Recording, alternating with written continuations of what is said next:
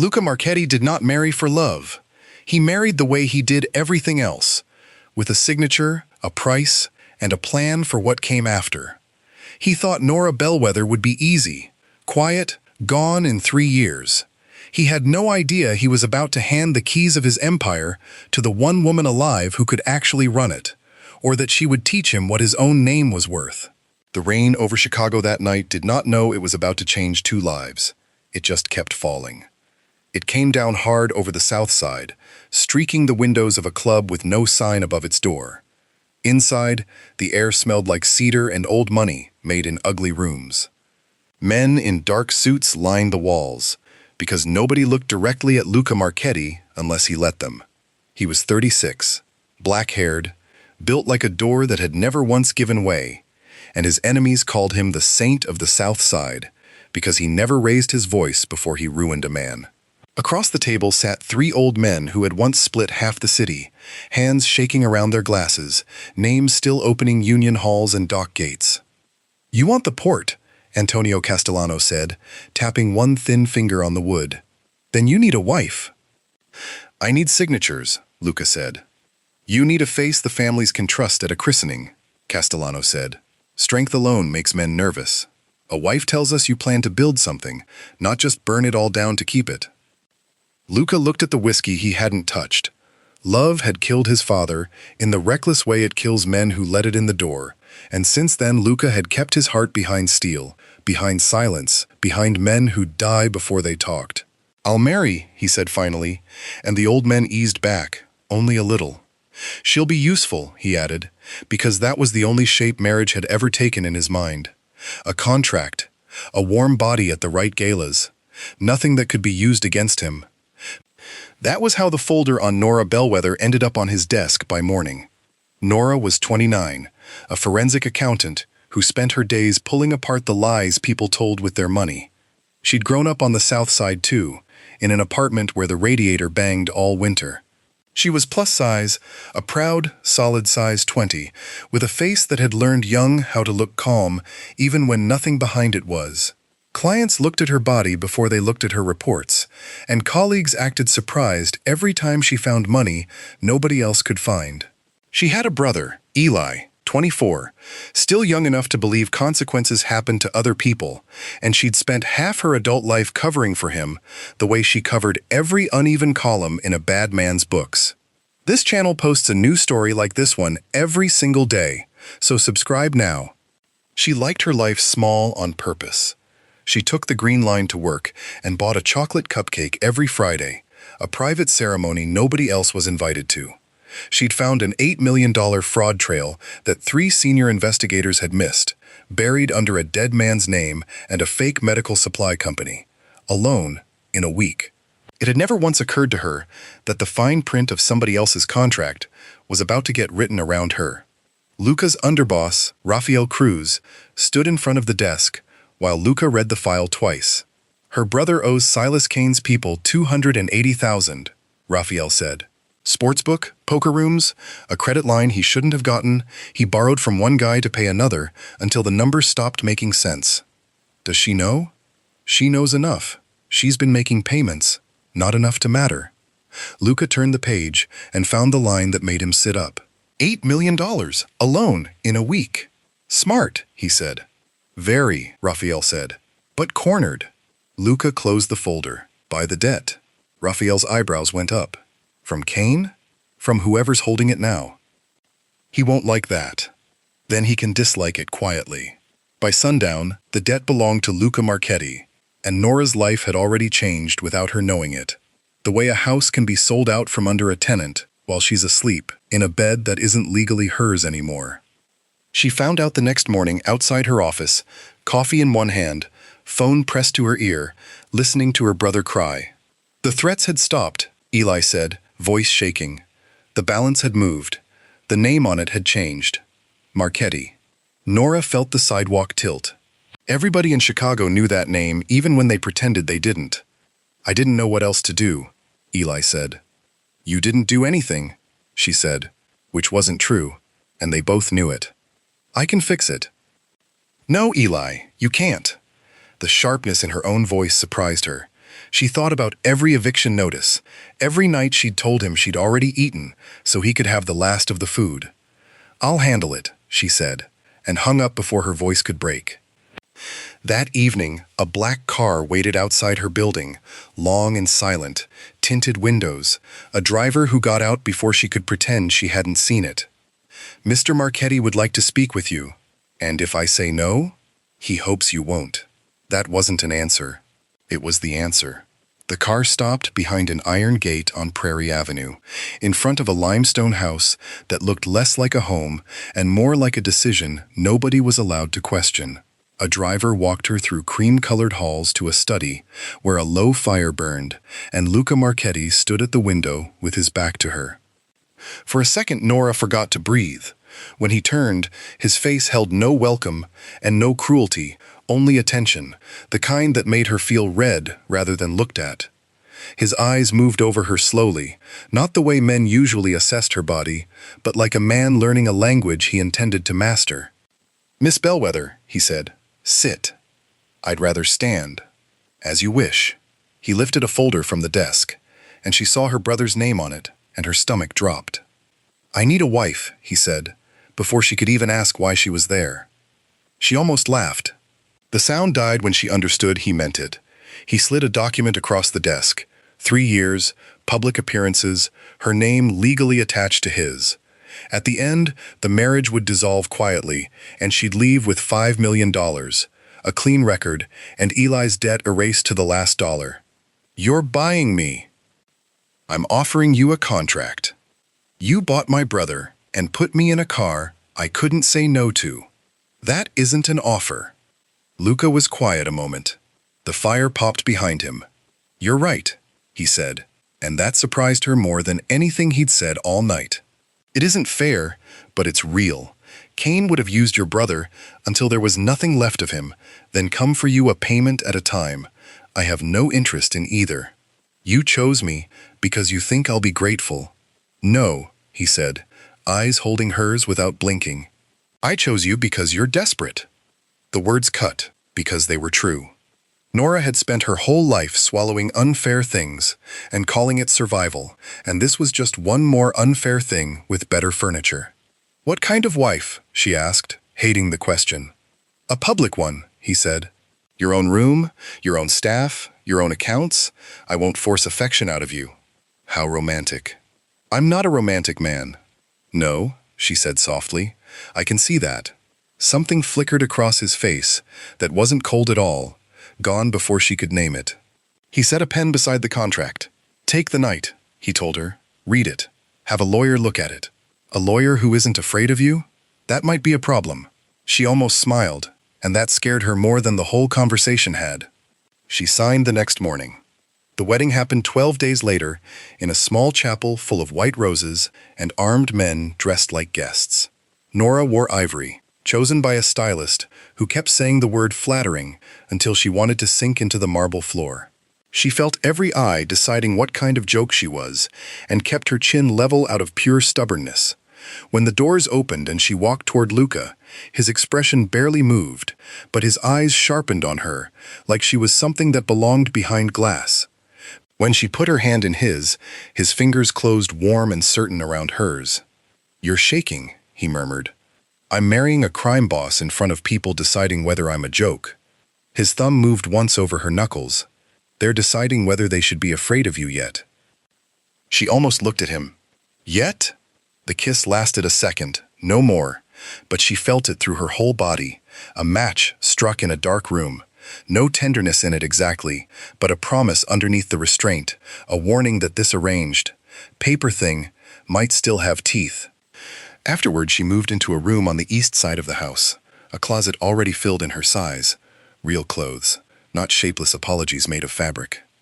She stood in that doorway a long time, touching the sleeve of a green dress, unsure why her throat felt tight. The first weeks were painfully polite. Luca wasn't cruel, which would have been easier to hate. He was formal, had a driver take her wherever she went, and never once came into her room. In public, his hand rested at her back like devotion. In private, he closed like a locked door. She told herself she was relieved. She wasn't there to be loved. She was there to survive 3 years. Still, the house made loneliness louder than her old apartment ever had. She learned the staff's names because nobody else bothered. Rosa ran the kitchen and missed her daughter in San Antonio. Old Marcus, who drove the second car, had arthritis and would rather suffer than ask for help. Danny, the youngest maid, was saving for nursing school. Nora left pain cream outside Marcus's office and helped Danny fill out a financial aid form one night. She didn't know Luca noticed any of it. He noticed all of it. He noticed her thank the guards by name. He noticed the library light on past midnight, and one night he stopped in the doorway and found her barefoot in a robe, papers fanned across the table, a pencil behind her ear. "You're awake," he said. "So are you." "I live here." "So do I. Technically." The word sat between them. "Technically," he repeated, and came in, sleeves rolled to his forearms, looking less like a king and more like a tired man who'd forgotten how to rest. "What is this?" "Old case. A husband hiding money before a divorce through a fake landscaping vendor. Is he clever? He's lazy. Lazy men hide money in patterns they mistake for habits." Luca looked at her then, really looked, and Nora felt exposed, like he could see straight through the careful shape she'd built herself into. "Show me," he said. So she did. She walked him through the fake invoices, the repeated transfer amounts, the way greed made people predictable if you waited for the pattern to repeat. Her voice warmed. Her hands moved. She forgot to make herself smaller. She was only her mind, quick and bright, and Luca watched her like a man who'd just discovered fire could be held instead of feared.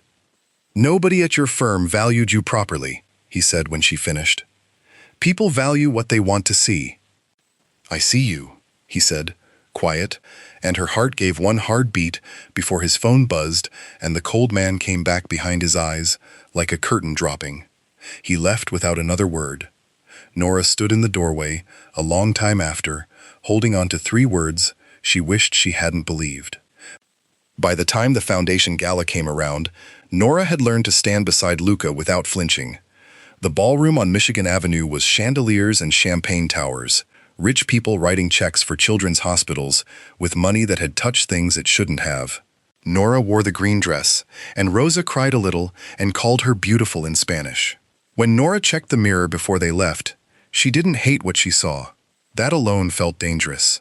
Luca waited at the bottom of the stairs, and for one unguarded second, his control slipped. "You look," he started, and stopped. She lifted her chin. "Contract appropriate?" His jaw tightened. "No." The word came out low and rough and completely honest.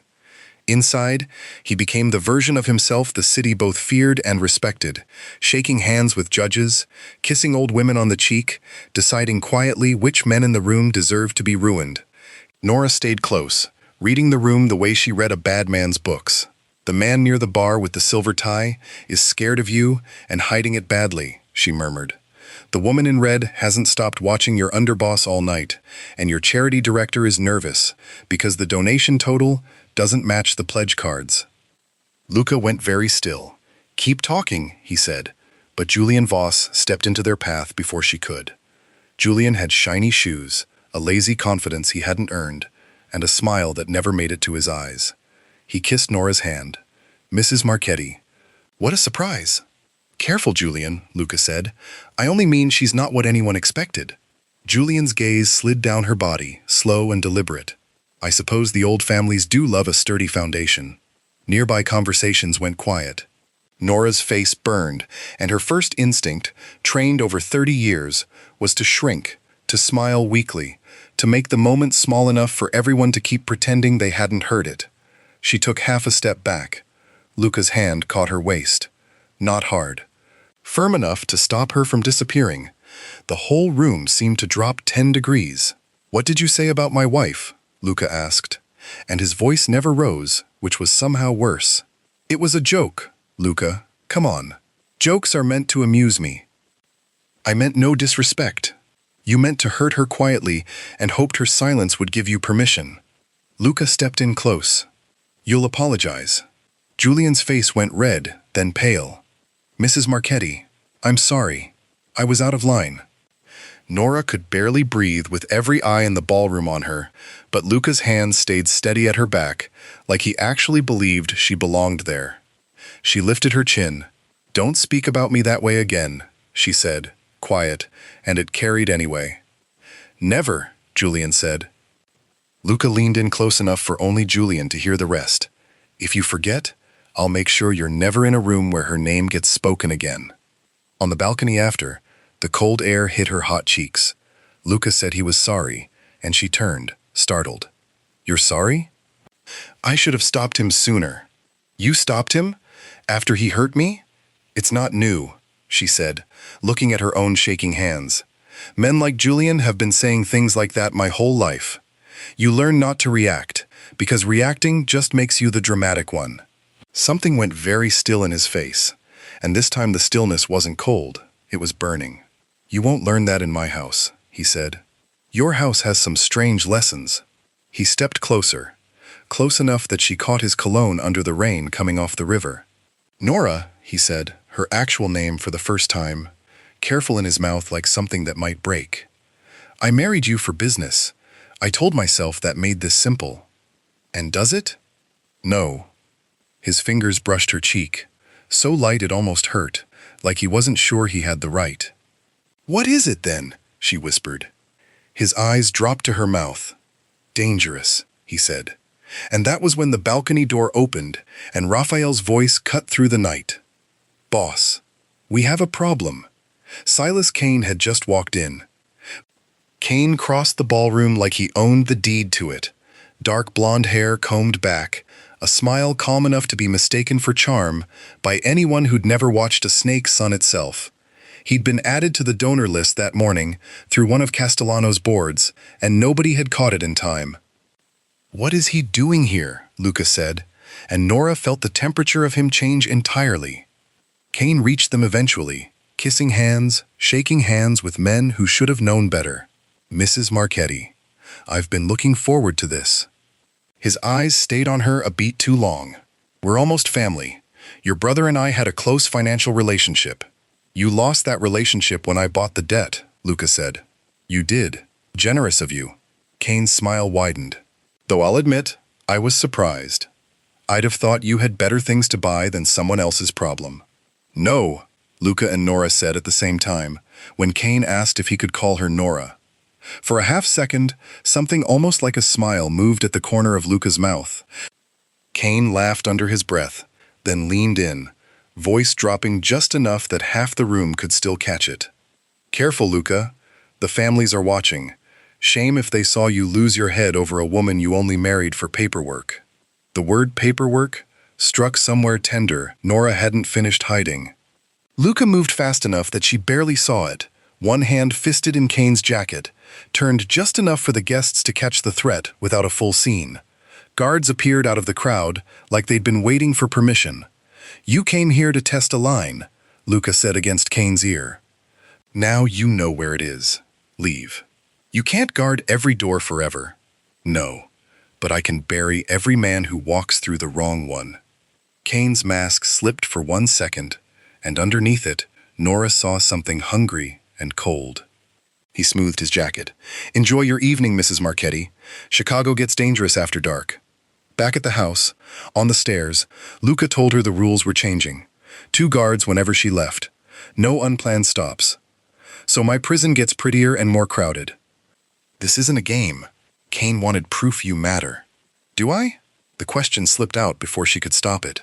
The silence stretched too long. "Yes," he finally said, voice lower than she'd ever heard it. Such a small word to feel that dangerous. "Then say it like a man who actually knows what it means." For a second, he looked caught between the truth and the habit of 30 years of silence, and then the door inside him shut again. "Good night, Nora," he said. She gave him a sad little smile going up the stairs. "That's what I thought."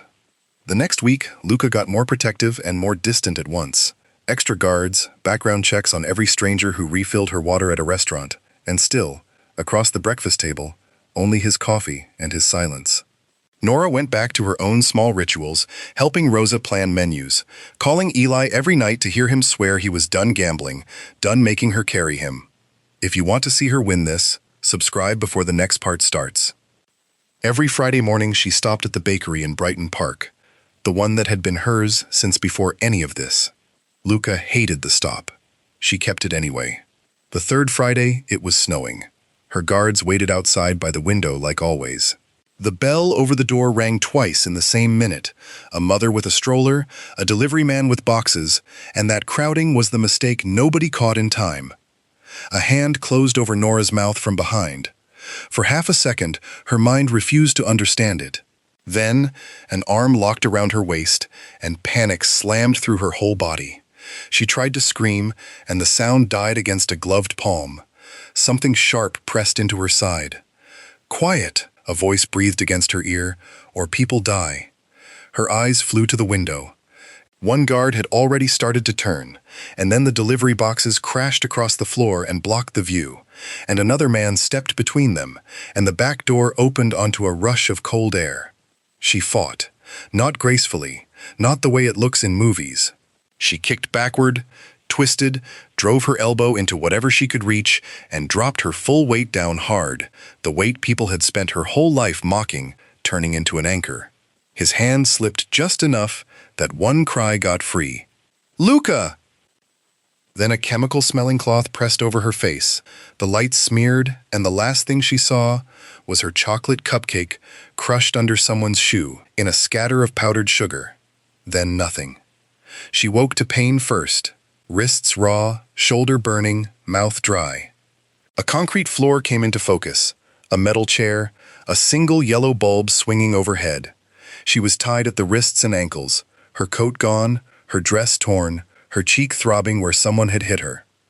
"I told Luca he couldn't guard every door," Silas Kane said, stepping into the light. "You drugged me in a bakery," Nora whispered. "That's a lot less impressive than you probably think it is." Kane crouched in front of her, patient, which was worse than excited would have been. "There she is. I wondered if the spine was real." "What do you want?" "From you? Nothing complicated. A phone call, a little proof of life." Luca signs over his claim to the port contracts and admits in front of the right people that buying your brother's debt was a mistake. He won't do that. For you, he will. No, for me, he'll come here and kill you. Kane's smile thinned. He stood, unbothered, or pretending to be.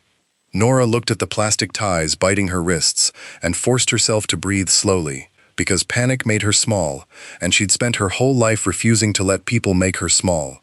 3 men, one near the door, one by a table with weapons, one behind her breathing through his nose. A cracked window high on the wall, and somewhere outside, the low horn of a freight train. Kane lifted his phone. "Let's begin." She looked into the black lens and let the fear show, because it was real, but kept her voice steady. "Luca," she said, "don't give him anything." Kane's eyes sharpened, and she kept talking fast. "He's near freight tracks. Old red paint on the floor, river smell, diesel. 3 men, maybe more outside." Kane struck her before she finished. Pain burst white across her face, and the phone dropped away, and she tasted blood, and still she lifted her chin back up toward him. "Forensic accountant," she said. "Details are kind of my thing. You think that helps him? Chicago's full of warehouses." "Maybe, but now he knows I'm awake." He sent the video anyway, and then they waited. Nora worked quietly at the tie around her right wrist, the plastic rough where it had been pulled too tight, every small movement scraping her skin raw. She kept going, because pain meant there was still a body worth fighting with. Then the lights went out. No explosion, no shouting, just a sound missing from the world. The guard outside, who'd been pacing, suddenly not pacing anymore. "Check the door," Kane snapped. The man by the entrance lifted his gun and took 3 steps before the lights died completely. Someone swore in the dark. Nora yanked her wrist hard against the tie, until skin tore and blood slicked her hand, and her right hand came free just as gunfire cracked through the warehouse. Glass shattered somewhere. A body hit the floor. The emergency light flickered on, weak and amber, and Luca stood in the broken side door with a gun in his hand and nothing left of the polished man from the ballroom. His coat hung open, his hair was wet with snow, and every ounce of control he wore in public had burned off, leaving only fury underneath.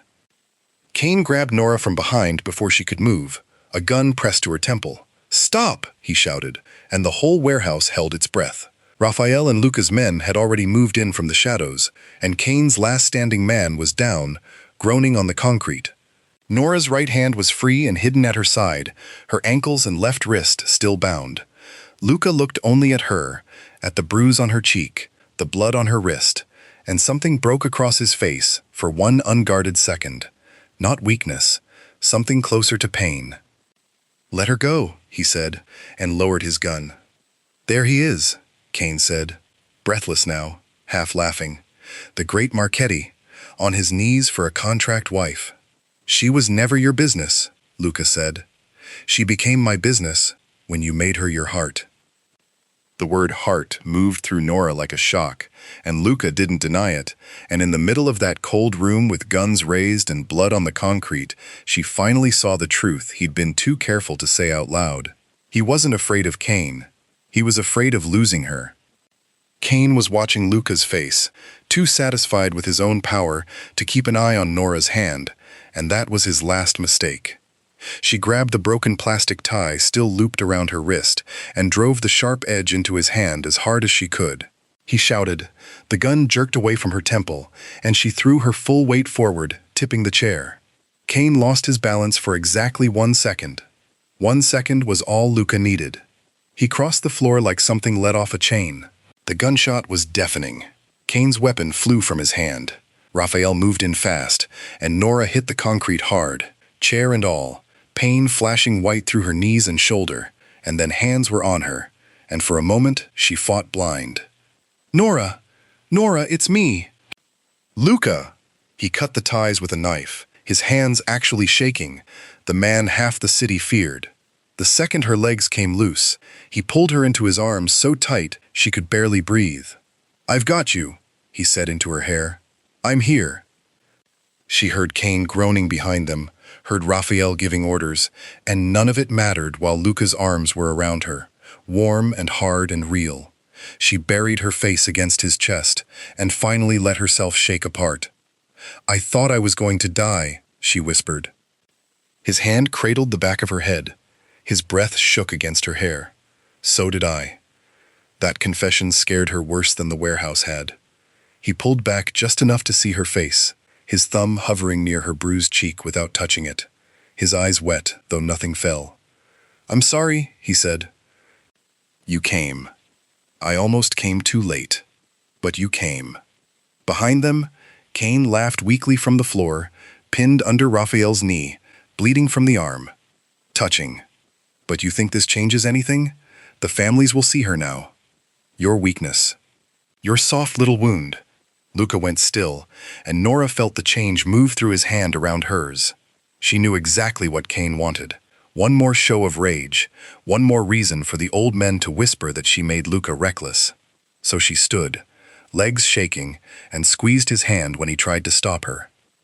"No," she said, her voice raw but steady, walking toward Kane. "You were wrong. I'm not his weakness. I'm the reason he'll think before he burns this city down. And that scares you, because taking is the only thing you know how to do." She looked at Raphael. "Make sure he lives long enough to lose everything, legally, financially, in front of everyone who ever feared him." Raphael glanced at Luca. Luca's eyes never left Nora, and a slow, proud smile pulled at his mouth. "As my wife says," he told Raphael, and Kane's face twisted as they hauled him away. By dawn, Silas Kane's operation had already started to collapse. Luca took her home before sunrise, wrapped in his coat, held against his side like he was afraid the world might still try to take her back. At the house, Rosa cried. Danny covered her mouth. Old Marcus crossed himself. A doctor cleaned her wrists and cheek, and Luca stayed the whole time, saying almost nothing, watching every move the doctor made. Later, alone, Nora sat on the edge of her bed in a soft robe, aching everywhere, her wrists bandaged, her cheeks swollen, feeling like a glass that had cracked but somehow hadn't shattered. Luca stood near the fireplace, holding the marriage contract like it disgusted him. "Why do you have that?" "Because this is where I hid," he said, and walked to the fire. "Luca." He held the pages over the flame. It caught slow at first, then all at once, orange light eating through years and terms and money and signatures, and Nora rose off the bed, heart pounding. "What are you doing?" "Ending it." The last page blackened and dropped into ash. He turned to her, looking wrung out, not weak but stripped down to something honest underneath all that power. "Your brother's debt is gone," he said. "Not moved, not held over anyone. Gone. The 5 million is already in an account under your name. You can leave whenever you want. Guards if you want them, privacy if you don't. Nobody drags you back. You're freeing me. Yes, because Kane took me. Because I should have done it before he ever had the chance." His voice roughened. "I told myself the contract kept things clean. I put you at the center of my world and pretended paperwork could keep your heart safe from any of it. I was a coward." "You? A coward?" "With you? Yes." His mouth tightened. "I know how to kill for what I want. I don't know how to ask a woman I trapped to love me anyway." Nora's eyes burned. He stepped closer, then stopped himself short of reaching her, giving her the space instead of taking it. "I love you," he said, quiet, no performance in it at all. "And because I love you, you're free." She pressed a hand to her own chest like she could hold herself together from the outside. She thought about every room she'd ever spent trying to take up less space, about the bakery, the warehouse, the balcony, the way he'd said, "I see you," like the words had always belonged to her, and just needed to find their way there. "You're impossible," she whispered. "I know. And controlling. Yes. And terrifying to most people. To everyone," she said, and a small, disbelieving laugh broke through the tears. He looked up like he still couldn't quite believe she was real. She crossed the room slowly, every step hurting, every step somehow still hers, and pressed her bandaged hand flat against his chest, over the fast, hard beat of his heart. "I'm not staying for the debt," she said. His breath caught. "Not for the money. Not because I'm too scared to leave." "Then why?" "Because I love you too. And this time, I'm choosing it." For a second, the words looked like they'd actually wounded him. Then he pulled her in, careful because she was hurt, desperate because she was his, and for once that word didn't feel like a cage. The kiss was nothing like the chapel, slow and shaking, and full of everything he'd never known how to say out loud, and she kissed him back with tears on her face, while the last of the contract turned to ash behind them. It took another week for Raphael to find the leak, the reason Kane had walked into a private gala on a borrowed invitation. A foundation coordinator named Priscilla Vance had taken $40,000 to add a name to a donor list and look away. Luca didn't raise his voice when Raphael brought him the proof. Vance lost her position, her reputation, and any future in a city that didn't forget. Nora asked, once, if that was mercy. Luca said it was the only kind he had left that week. A year later, Nora Marchetti walked into that same gala, the one where Julian Voss had once made her feel small enough to disappear. Nobody laughed this time.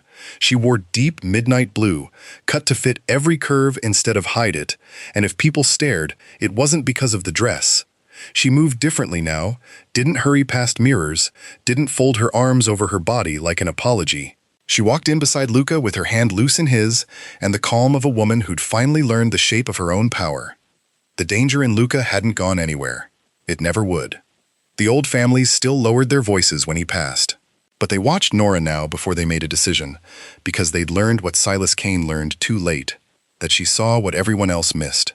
She'd found the hidden accounts in what was left of Kane's businesses and handed the evidence to people who could actually use it, quietly burying him without starting a war in the streets. She'd rebuilt Luca's legitimate holdings until his own accountants looked at her like she performed magic, and started scholarships through the foundation for kids who reminded her of every version of Eli that could have gone differently. Eli himself was doing fine now. Not perfect. Honest. Which was better. He worked one of Luca's legal warehouses and called Nora every Sunday without asking for anything. Julian Voss was there too, near the edge of the room, holding a glass of water like it was the only thing keeping him upright. When Nora passed him, he looked down. "Mrs. Marchetti, you look beautiful." "Thank you, Julian." It wasn't forgiveness. It was proof his words didn't own a corner of her anymore. On the balcony over the river, the same cold air, the same city glittering below, Nora leaned on the railing. "This is where everything got complicated." "It was complicated before that," Luca said. "You just refused to admit it." "I was trying to be practical. You married a forensic accountant to impress 3 old men with union cards. You fell in love with her." His mouth curved. That part was inevitable. She laughed, and he watched her like he still hadn't gotten used to the fact that she was real and staying. Somewhere out there, men still feared Luca Marchetti and thought power only looked like guns and blood. Inside the house on Prairie Avenue, Power had learned to sit at breakfast with bare feet and messy hair, read balance sheets at midnight, and make dangerous men apologize out loud in front of a room. Luca stepped behind her and wrapped his arms around her waist, pulling her back against him. "They still think you made me weaker," he said against her hair. "Did I?" "No. You made me want to build something that could survive me." Once Nora Bellweather had been a desperate woman with a brother in trouble and a whole life built around taking up as little room as possible. She had walked into that house on Prairie Avenue, certain she was walking into a cage. She had signed a contract because fear didn't leave her a better option. But fear hadn't been the end of her story. It had just been the door. A new story like hers goes up every day, so subscribe and don't miss it. The whole South Side looked at Nora Marchetti now and saw exactly what Luca had seen the night he first opened her file. Not softness to be exploited, not a temporary wife propped up for decoration, but the woman who had survived Silas Kane, turned a stranger's ledgers into a weapon, and taught the most feared man on the South Side that devotion never once made him smaller. It just gave all that power somewhere honest to finally live.